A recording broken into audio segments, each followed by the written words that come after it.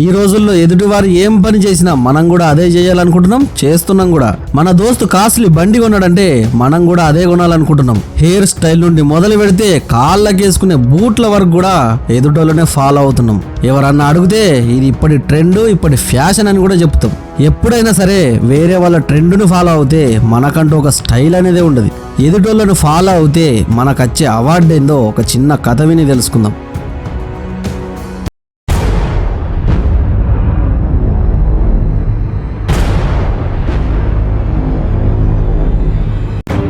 ఒక నగరంలో ఒక సేటు ఉండేటోడు. ఆయన దగ్గర ఒక వ్యక్తి చాలా రోజుల నుండి పనిచేస్తుండే. అయితే 15 రోజుల నుండి ఆ వ్యక్తి పనికి రాలేదు. 15 రోజులు గడిచినాక బోడగుండితో 16వ రోజు పనికొచ్చిండు వ్యక్తి. పనికి రాగానే ఆ సేటు ఇన్ని రోజులు పనికెందుకు రాలేదు, పైగా గుండెందుకు దించుకున్నావని ఆ వ్యక్తిని అడిగిండు. అప్పుడు ఆ వ్యక్తి, అయ్యో సేటు, మీకు తెలియదా, గాంధర్వ మహారాజు చచ్చిపోయిండు. ఆయన ఆత్మకు శాంతి కలగాలని నేను నా తలెంట్రికల్ని తీసుకున్నా, అందుకే నేను పనికి రాలేదని సేటుతో చెప్పిండు వ్యక్తి. అప్పుడు ఆ సేటు, అరే, నా దగ్గర పనిచేసేటోడే తలంట్రికలు తీసుకుని గాంధర్వ మహారాజు గారికి శ్రద్ధాంజలి తెలిపితే నేను ఒక సేటును. గాంధర్వ మహారాజు గారి ఆత్మకు శాంతి కలగాలని నా కుటుంబంలో ఉన్న మొగోళ్ళందరితో పాటు నేను కూడా గుండు తీయించుకుంటానని అతనితో పాటు వాళ్ళ కుటుంబంలో ఉన్న మొగోళ్ళందరికీ గుండు తీయించిండు. నిజానికి ఆ సేటుకు కూడా తెలియదు గాంధర్వ మహారాజు ఎవరని.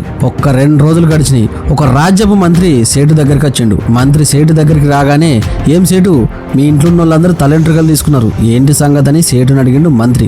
అప్పుడు సేటు, అయ్యా మంత్రి, మీకు తెలియదా, గాంధర్వ మహారాజు చచ్చిపోయిండు. ఆయన ఆత్మకు శాంతి కలగాలని మా ఇంట్లో వాళ్ళందరం గుండు దించుకున్నామని మంత్రితో చెప్పిండు సేటు. అప్పుడు మంత్రి, గాంధర్వ మహారాజు గారి ఆత్మశాంతి కోసం ఒక సేటుగా ఉన్నోడే తలెంట్రికలు దించుకుంటే నేను మంత్రిగా ఉన్నా, నేను తీసుకోవద్దా? నేను కూడా గాంధర్వ మహారాజు గారి ఆత్మశాంతి కోసం తలెంట్రికలు తీసుకుంటానని మంత్రి కూడా గుండు చేయించుకున్నాడు. నిజానికి మంత్రికి కూడా తెలియదు గాంధర్వ మహారాజు ఎవరని. తలెంట్రికలు తీసుకుని రాజ్యంలోకి వచ్చిండు మంత్రి. అప్పుడు రాజు మంత్రిని చూసి, ఏం మంత్రి, ఏమో తలెంట్రికలు దించుకున్నావని మంత్రిని అడిగిండు రాజు. అప్పుడు మంత్రి, అయ్యో మహారాజా, మీకు తెలియదా, గాంధర్వ మహారాజు చచ్చిపోయిండు. ఆయన ఆత్మశాంతి కోసం నేను నా తలెంట్రికల్ని తీసుకుని ఆయనకు శ్రద్ధాంజలి తెలుపుతున్నానని రాజుతో చెప్పిండు మంత్రి. అప్పుడు రాజు, అరే, గాంధర్వ మహారాజు గారి ఆత్మశాంతి కోసం ఒక మంత్రి తన తలెంట్రికల్ని తీసుకుని శ్రద్ధాంజలి తెలిపిండు. నేను రాజును, నా రాజ్యంలో ఉన్న ప్రజలకు కూడా చెప్పి నేను కూడా గుండు తీయించుకుంటానని గుండు చేయించుకుంటూ రాజు. ఒక్క 3 రోజులు గడిచినాయి. ఒక మేధావి ఆ రాజ్యానికి వచ్చిండు. రాజ్యానికి వచ్చి చూస్తే అందరూ తమకు తలెంట్రికలు లేకుండా బోడగుండుతో ఉన్నారు. ఏమైంది, ఎందుకు మీరు అందరు ఇలా గుండు చేయించుకుని ఉన్నారు, అసలు ఏం జరిగిందని ప్రజలను అడిగిండు మేధావి. అప్పుడు ప్రజలు, అయ్యో మీకు తెలియదా, గాంధర్వ మహారాజు చచ్చిపోయిండు, అందుకే ఆయన ఆత్మకు శాంతి కలగాలని మా రాజుగారు తలెంట్రికలు తీసుకోమన్నారు, అందుకే మేము కూడా తీయించుకున్నామని ఆ మేధావితో చెప్పారు ప్రజలు. అరే, ఈ గాంధర్వ మహారాజు ఎవరు? నేను ఇన్ని రాజ్యాలు తిరిగి వచ్చినా ఎప్పుడు ఇటువంటి పేరేం లేదు, నన్ను ఒక్కసారి మీ రాజు దగ్గరికి తీసుకుపోమని ప్రజలను అడిగిండు మేధావి. అప్పుడు ప్రజలు ఆ మేధావిని రాజు దగ్గరికి తీసుకుపోయారు. రాజు దగ్గరికి పోయి, అయ్యా, మీరు కూడా గాంధర్వ మహారాజు గారి కోసం బోడగుండు తీయించుకున్నారు, అసలు ఈ గాంధర్వ మహారాజు ఎవరని రాజుని అడిగిండు మేధావి. అప్పుడు రాజు, నాకు కూడా తెలియదు, మా మంత్రి చెప్పిండు, అందుకే తీసుకున్నా. అయ్యా, మీ మంత్రి గారిని ఒక్కసారి పిలిపించి ఆ గాంధర్వ రాజు ఎవరో ఒక్కసారి చెప్పమనండి అని రాజుతో అన్నాడు మేధావి. అప్పుడు రాజు మంత్రిని పిలిపించి గాంధర్వ రాజు ఎవరో ఆ మేధావికి చెప్పమని మంత్రితో అన్నాడు. అప్పుడు మంత్రి, మహారాజా, ఆ గాంధర్వ రాజు ఎవరో నాకు కూడా తెలియదు, నగరంలో ఉన్న సేటు చెప్తే నేను బోడగుండు తీయించుకున్నానని మేధావితో చెప్పిండు. అప్పుడు మేధావి, మహారాజా, ఆ సేటును పిలిపించి గాంధర్వ మహారాజు ఎవరో ఒక్కసారి అడగండి అని రాజుతో అన్నాడు. అప్పుడు రాజు మంత్రికి చెప్పి సేటును పిలిపించి సేటు, గాంధర్వ మహారాజు ఎవరో ఆ మేధావికి చెప్పమని సేటుతో అన్నాడు రాజు.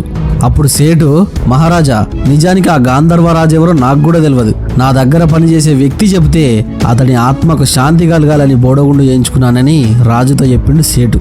అప్పుడు మేధావి, మహారాజా, ఆ వ్యక్తి ఎవరో పిలిపించి గాంధర్వరాజు ఎవరో కనుక్కోమని రాజుతో అన్నాడు మేధావి. అప్పుడు రాజు సేటుతో చెప్పి ఆ వ్యక్తిని పిలిపించి గాంధర్వ మహారాజు ఎవరో ఆ మేధావికి చెప్పమని ఆ వ్యక్తితో అన్నాడు రాజు.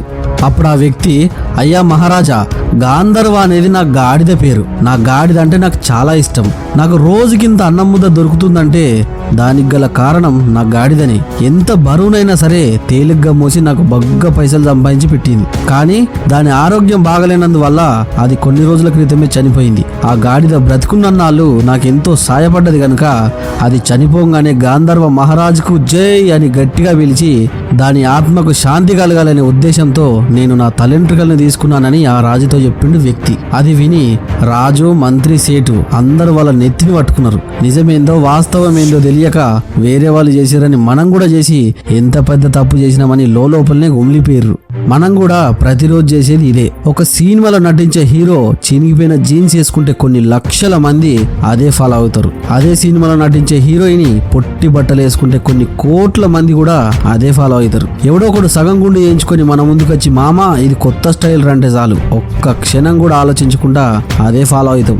అసలు ఎందుకు చేస్తుర్రు అని అయ్య వాళ్ళు అడిగితే ఇది ఫ్యాషన్ అంటాం. మళ్ళా అసలు ఎందుకు చేస్తున్నామో తెలియదు. ఏమన్నా అంటే వాళ్ళు చేస్తున్నారు కాబట్టి మేము కూడా చేస్తున్నాం.